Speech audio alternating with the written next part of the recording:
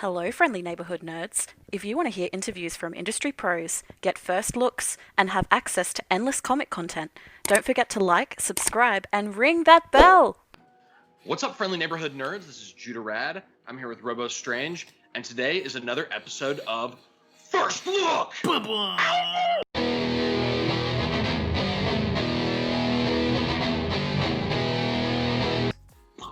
So goddamn excited. Okay. So today we got a good one. This is Big Girls from Image, written and drawn by Jason Howard with lettering by Phonographics. I have to say, I like Big Girls. Dope. Super dope. Like we said before, here's another one that we like, and we've actually said this on Kickstarter, but I kind of feel like that's going to be by design. If I read one of those things that Image sends us or Valiant sends us, and it's like, this is bad, probably just won't do a video on it. Because we don't want to get kicked off the press list. So that's right. We're going to be reviewing the ones we like. Good news, Big Girls, pretty awesome. Yeah. So the premise here, do you want to go through their summary before we kind of put it in our own words? Definitely, but before we jump into that, I just want to make sure everyone knows that this is for issue number 2. Issue number 1 already came out on August 11th, so we might talk a little bit of spoilers on that one. You've had a month to read it, but then the one that's coming on the 16th, to where this video you'll decide will be spoiler free. Don't worry about it, but you'll decide. So we'll just go ahead and cheat a little bit, right off of imagecomics.com, and especially Judah might ad lib a little couple extra words or something. I don't know. So make sure there's no children in the words. Ready? All right. When men become monsters hell-bent on destroying the world, only girls can stop them. Big girls. Meet Ember. She writes poetry, loves to read, and she's a 300 fucking full-time monster killer. She and the other big girls roll and stand in the way of our world's complete annihilation. Critically acclaimed artist Jason Howard takes full creative control as the writer and artist of a tale that's a cross between John Wick, Godzilla, and HBO's Girls. What? First of all, time out. Did you detect any John Wick in this book? No. No. So wait. There's guns, so John Wick. There's guns, yes. So John Wick naturally, and there are girls. So I guess HBO's. So I definitely see the Godzilla because there's large monsters, large people. Sure. Like there's city destruction, and for those who are exactly. So for those who are into anime, I would add Attack on Titan. Because there is a wall, there is like these monstrous beings, and there are these heroes. Except in this book, the heroes are girls who can be also. So just real quick, the premise behind the whole deal is there's some unknown. They're very vague about it, but there's some unknown event. So I don't know if it's a disease or a pandemic or something where people get sick. And they allude to that it was like they say it's unclear, but it was either people trying to cure cancer. Or develop some kind of weapon. There were probably vaccines, because too many vaccines, and then this. No, just kidding. Get vaccinated on time. Yeah, but here's the deal. So this part might be a little bit on the nose, but that's okay. So was X-Men. X-Men's awesome. But in this case, only the boys.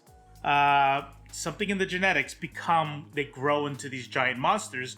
Girls can get the same disease, but they stay human, and all that happens to them is they become 300 feet. And so they are the people who are protecting the city. So the moment in issue 1 where I was like, oh shit, like, is this guy has a baby that's the size of a house that he's keeping secret in a warehouse and feeding, and you're not allowed to keep these things inside of a city. Well, remember, they're monsters. It was a boy. Right. And so he already had a messed up. Yeah. That's right. He wasn't even just a baby. He was like a fully like a talking boy. Like he has a personality. And they find him in this warehouse where the guy's feeding him.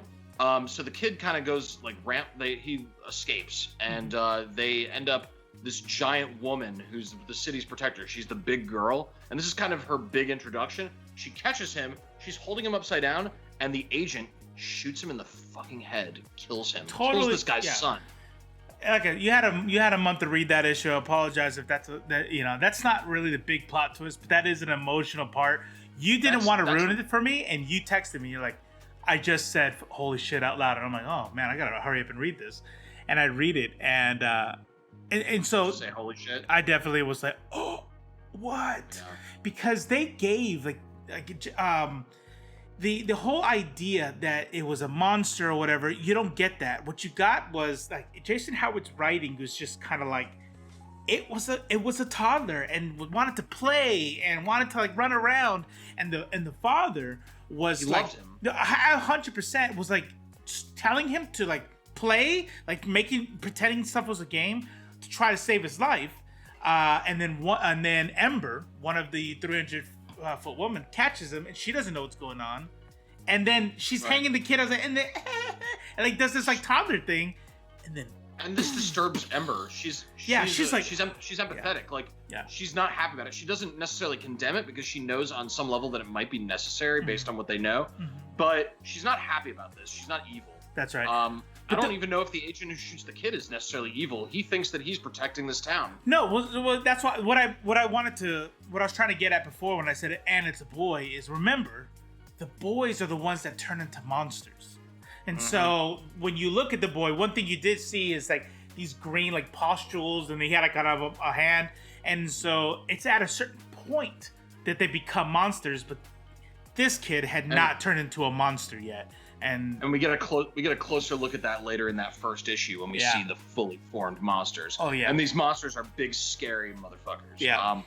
So going into the second issue, so the first issue did a really good job of the quick world building, which I like. Immediately drops us in. It's like this is that. Yep. These are the monsters. This is the civilization. It's a post-apocalyptic world, right? Most of the area around is destroyed, and they're kind of like, what do they call it? The enclave. The protection zone, whatever the fuck. Yeah. Something like that. Yeah. So in the second one, we're not really focusing so much on world building as we are on now we're following the story. We're learning the story. Absolutely. And there's definitely some wrenches thrown into the concept. We've established the concept. The second one throws a couple inconvenient wrenches into how we're supposed to perceive this. That's right. And I can tell that this is going to be a story where there's a discussion to be had about how to feel about it. Absolutely. Well, do you want to read the issue 2 write-up for Image.com? Let's see, sure. See if let's see. There was guns in this one, so maybe they'll say it's Jason Bourne. I don't know. Yeah. This is a mix of Jason Bourne and The Godfather and Rambo. So also, Rambo. With the preserve threatened by monsters, can even the great Apex make a difference? As Ember faces her worst fear, Gulliver shares a secret, and Martin makes a decision. So, you know what's funny is we sit there, we go John Wick, Godzilla, HBO Girls, but there's an entire scene where one of the giant girls are getting inspected or getting a checkup, and she's sitting down in her underwear, and all these little tiny men are standing all over her, and there's like literally a character named Gulliver, and Gulliver's Travels is not mentioned in the write-up at all. So I thought that was an interesting choice. Interesting.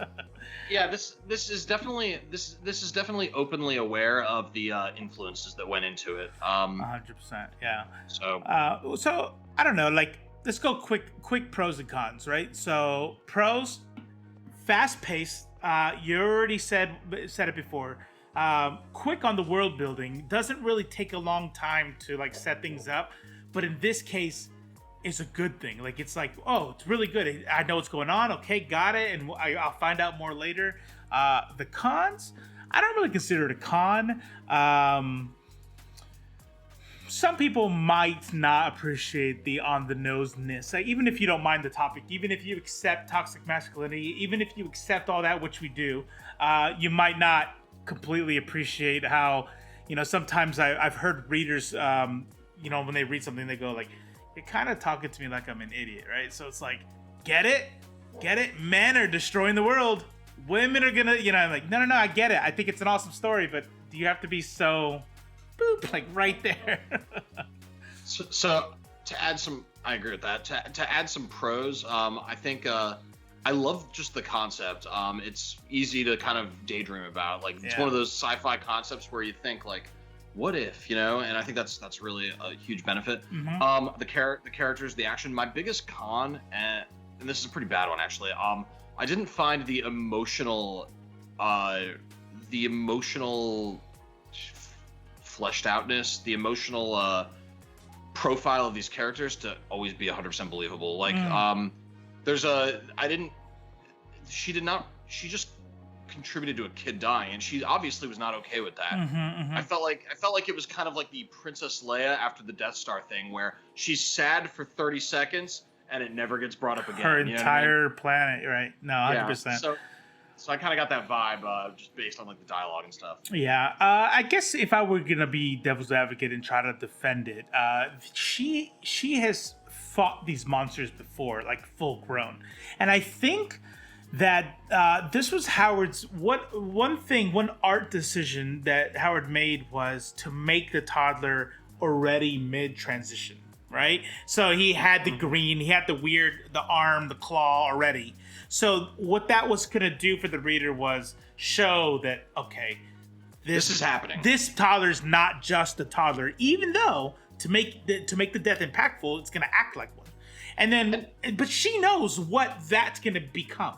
You know what I mean? And the agent guy, he raises a lot of the it's almost like he's like the voice, I think, of the author in some ways, because he's raising some of the more philosophical questions about, is it somehow more humane to wait till he's a monster to kill him? Yes. Yeah. Yeah. And there's a little bit of that whole thought experiment of, do you pull the lever to kill 20 people or pull it to kill one person? Like, or is it okay to go back in time and kill baby Hitler? Like That's right. Yeah. So they don't make it easy. One other con I'll say is, it's funny, is the same thing that I liked about issue number 1, the pacing, get to the point, I felt was a con in issue number 2. Like, it felt rushed, like it was over really quick, and we got to the plot twist, which we won't tell you what it is. We got to the plot twist like, oh, we're in issue 2. We already know what the plot twist is, and I feel like that would have been an awesome volume 1 ending, right? Like, shit. But we don't know what else is in store. So true. Yeah. Maybe my mind will be super blown. So let's wrap this up. Yeah. Do you recommend this, and who do you recommend it for? I recommend it to anybody who likes post-apocalyptic. The whole gritty realism, death. I do recommend it. But if and I didn't really think about this until Last of Us 2, how many people I heard say, I'm not going to play it because I'm already feeling down as it is. I've been in the pandemic and I don't need any more depressing shit in my life. If you're there, maybe give this book a break until things are looking more brighter, because it's just more dark shit. So I agree with everything you said. I also recommend it. It's good. So yes. I recommend it on the basis that it's good. Yep. As far as who I recommend it for the most, if you're the guy at the party who instead of doing keg stands, you're like half wasted having a philosophical conversation with like 2 or 3 other people, I think this is right up your alley, because it's definitely and I mean this in the best way, good intellectual masturbation. Yeah. A lot of those concepts. Yeah. And I think it's going to be really fun to talk about with other people who have read it. So 100%. Have at it. All right, guys, don't forget to wear your mask, wash your hands. We out. Follow our links and watch our show because you want to and not because of the threats. Thank you for watching Judah, Robo, and Ree. We talk about comics, movies, and TV. Sometimes we have notable guests, and sometimes it's just us. But we're also cool.